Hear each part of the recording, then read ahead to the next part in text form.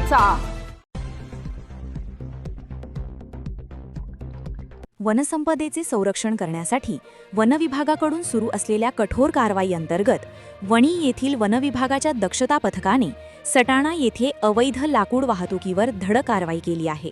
दिनांक 17 डिसेंबर 2025 रोजी करण्यात आलेल्या या कारवाईत अवैधरित्या वाहतूक करण्यात येत असलेले लाकूड व संबंधित वाहन असा सुमारे 2 लाख रुपये किमतीचा मुद्देमाल जप्त करण्यात आला आहे।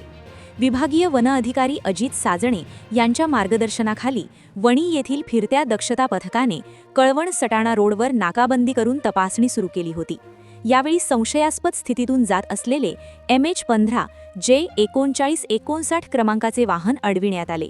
तपासणी दरम्यान वाहनातून कोणतीही वैध परवानगी नसलेले लाकूड वाहतूक केली जात असल्याचे निदर्शनास आले। त्यानंतर तात्काळ कारवाई करून संबंधित वाहनासह लाकूड जप्त करण्यात आले। जप्त करण्यात आलेला मुद्देमाल सध्या सटाणा येथील वनविभागाच्या कार्यालयात सुरक्षित ठेवण्यात आला असून या प्रकरणामुळे अवैध लाकूड तस्करांमध्ये खळबळ उडाली आहे। वनक्षेत्रात मोठ्या प्रमाणात होणारी वृक्षतोड आणि अवैध वाहतूक रोखण्यासाठी अशा प्रकारच्या कारवाया अधिक तीव्र करण्यात येणार असल्याचे संकेत वनविभागाकडून देण्यात आले आहेत।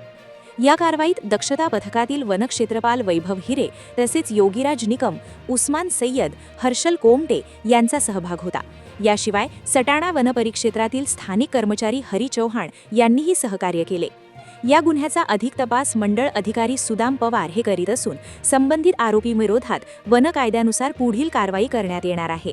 अवैध लाकूड वाहतुकीविरोधात अशीच कठोर भूमिका पुढेही कायम राहणार असल्याचे वन विभागाने स्पष्ट केले आहे।